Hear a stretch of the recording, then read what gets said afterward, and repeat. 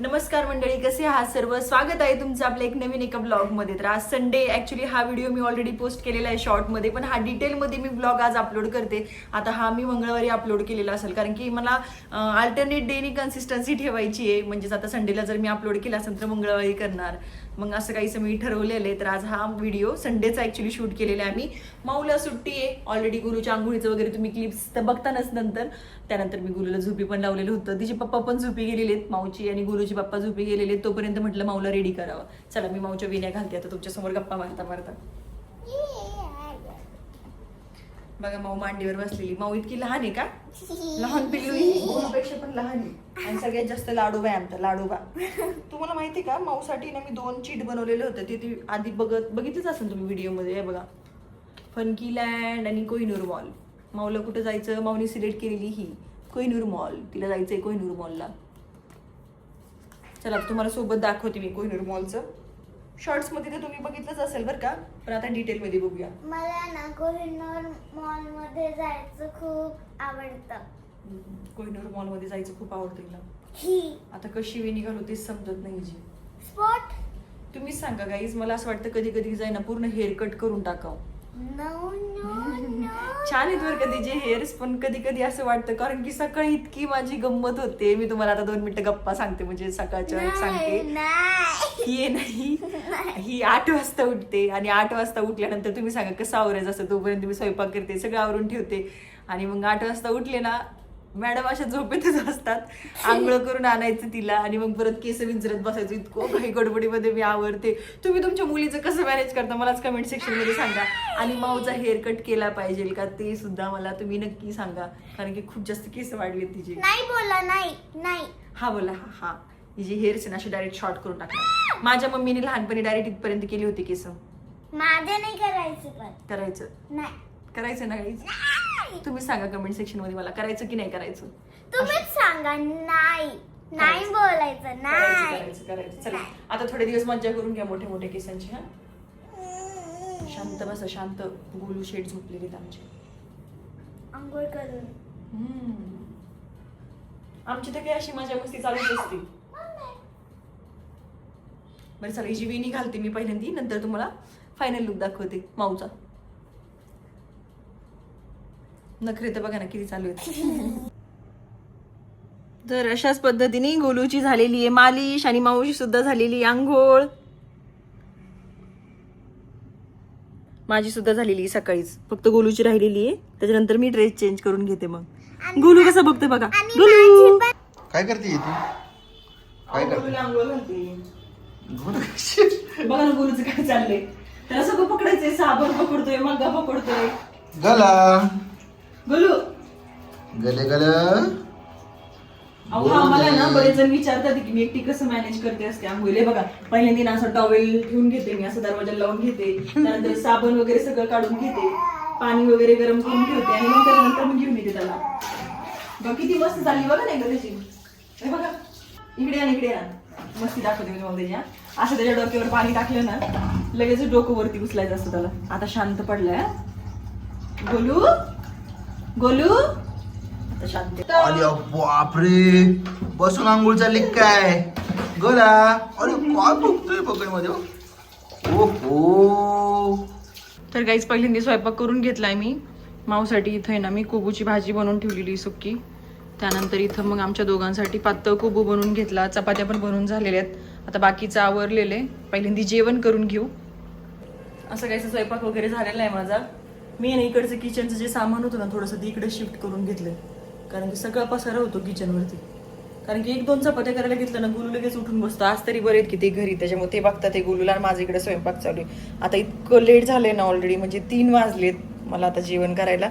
जेवण करू आम्ही आणि त्यानंतर निघायच्या वेळेस मग मी परत तुमच्यासोबत बोलते.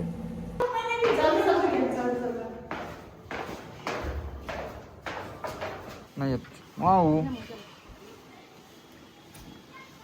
चालली फिरायला आणि चाललाय गोलू पण. गोलूला बघा, गोलूला बघा.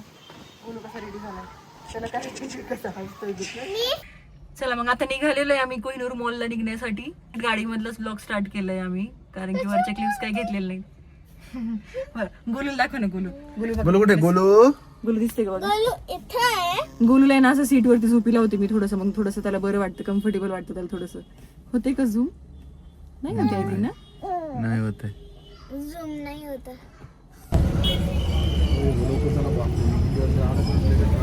दिंडी लावतो गाडी. जाऊ ना आतमध्ये, आतमध्ये पार्किंग आहे ना. क्राय ना मला असं वाटतं मागं गेलं. डोले हॉस्पिटलच्या तिथे आहे ना फर्स्ट क्राय. उचलले गाड्या. अच्छा तिथं बाहेर लावले म्हणून ना. आपली लाव पार्किंगला.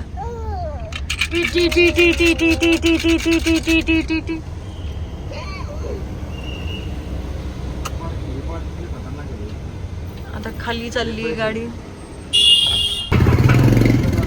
किती गर्दी आहे बघा ना, संडे तर आहे ना. पार्किंग वरूनच असं समजते की आज किती गर्दी असणार आहे म्हणून.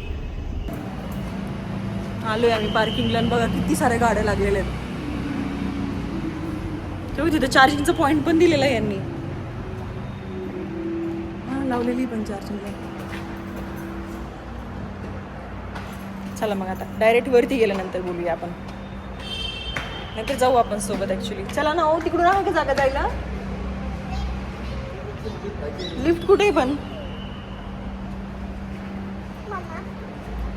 चल मग. आलेली तिथे लिफ्ट आहे.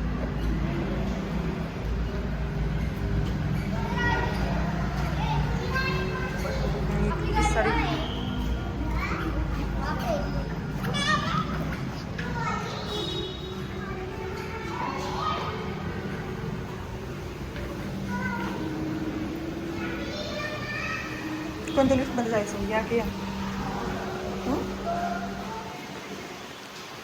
इन्स्ट्रक्शन्स.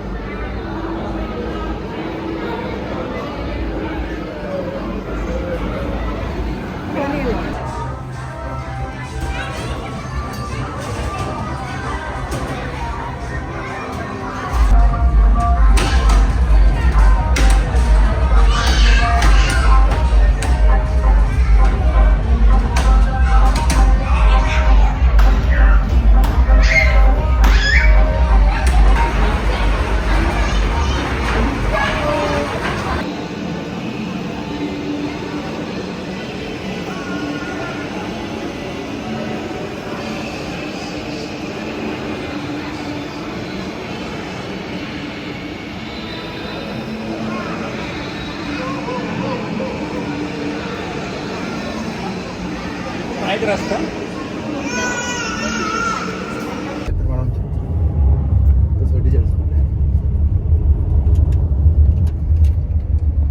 गोलू झोपी गेला तोपर्यंत. एसी चालू आहे भाई. एसी बघा ना याचा एसी चालू आहे त्याच्यामुळे झोपलाय गोलू. गोलू थकला होती तर त्याच्यामुळे झोपी गेला तो. इतका कल्ला केला ना त्यांनी तिथं. आम्ही निघून आलो. मग दरवेळेस सारखंच आमचं नेहमीच ठरलेलं.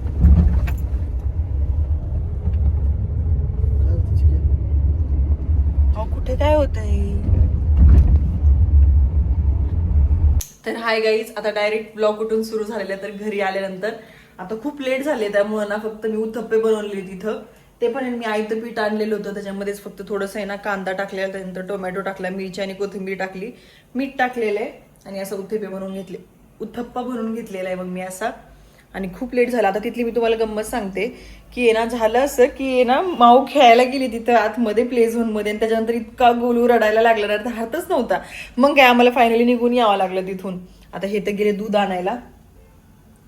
मग तोपर्यंत म्हटलं हे बनवून घ्यावं. गुलू पण झोपी गेलेलं. गुलू दाखवू का मी तुम्हाला? चला गुलू दाखवते.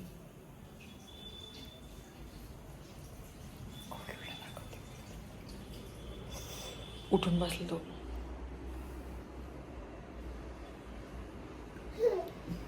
बघितलं, झालं कामच झालं माझं आता.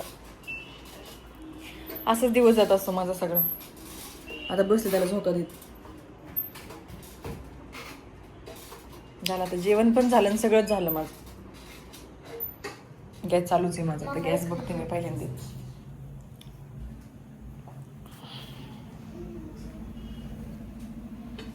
तर मला आहे ना बऱ्याच जणांनी कालच्या व्हिडिओमध्ये ना कालच्या जो मी व्हिडिओ अपलोड केलेला होता ना त्याच्यावरती बऱ्याच जणांनी मला हे सांगितलं की ब्रेस्ट मिल्कसाठी वापरलं जाऊ शकतं का. पहिले मी उत्तप्पे बनवून घेते त्यानंतर तुमच्यासोबत मी बोलते. चला गाईज, तर हे आलेले आहेत फायनली. मग मी आहे ना उत्तप्पे वगैरे पण खाऊन घेतले आणि हे आल्यानंतर मी त्यांना म्हटलं की आता तुम्ही ना दोघांना पण सांभाळा. ते ना गुलूला झोपी लावतात, मग मी नंतर माऊला सुद्धा झोपी लावत असते. आणि माझं स्किन केअर सगळं करून घेतलेलं आहे. फक्त 5-10 मिनिटं लागतात बरं का, पण मग मी स्किन केअर स्किप नाही करत. कारण की ना मला आहे ना माहित नाही बरं का, माऊच्या वेळेस मला पिगमेंटेशन नव्हती आली, पण गुलूच्या वेळेस ना इथे एक स्पॉट आलाय मला आणि नाकावरती एक स्पॉट आलाय, म्हणजे आपण वांग म्हणतोत ना तसं. तर मग आता ते कमी करण्यासाठी ना मला माझ्या डॉक्टरांनी ना सगळं स्किन केअर प्रॉपर दिलेलं आहे. मी तुमच्यासोबत सुद्धा मी शेअर करेन. आता हे कोणतंही प्रोडक्टचं प्रमोशन नाही आहे, मी ऑनेस्टली माझा ना रिव्ह्यू देणार आहे तुमच्यासोबत. तो पण एक दिवशी मी तुमच्यासोबत नक्की शेअर करेन. आजचा दिवस खूप माझा हेक्टिक गेला, बिझी गेला आणि छान सुद्धा गेला. हे संडेला घरी असले ना तर दिवसभर म्हणजेच ना माऊ आणि हे घरी असल्यानंतर माझा दिवस कुठं जातो ना मला समजत सुद्धा नाही. पण छान गेला डे.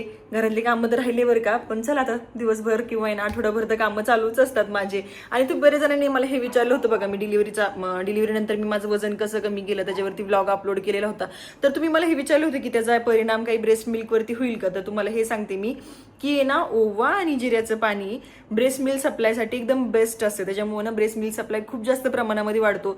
मेथी जी आहे ना तर त्याच्यामुळे आपल्याला हेअर ग्रोथ किंवा ना हेअरफॉल वगैरे होतो ना ते स्टॉप होण्यास मदत होते. आणि बडीशॉप वगैरे आहे ते ब्लोटिंग कमी करण्यासाठी होतं किंवा कॉन्स्टिपेशन वगैरे कमी करण्यासाठी होतं. त्याच्यामुळे हे सगळे जे काही सांगितले ना ते सगळे फायद्याचे आहेत. तुम्हाला विश्वास बसत नसेल तर एकदा गुगलवरती तुम्ही सर्च करा, बाकीच्यांचे रिव्ह्यू बघा आणि त्यानंतर तुम्ही स्टार्ट केलं तरी चालेल. माझ्या एकटीवरती विश्वास अजिबात ठेवू नका तुम्ही. आणि अजून कशावरती व्हिडिओ बघायला आवडतील ते सुद्धा मला कमेंट सेक्शनमध्ये नक्की सांगा. मला आहे ना बाहेरचे व्हिडिओ तुमच्यासोबत जास्त शेअर करायला आवडतात, पण तुम्ही माझ्या इन्फॉर्मेटिव्ह व्हिडिओला खूप जास्त प्रेम दाखवतात.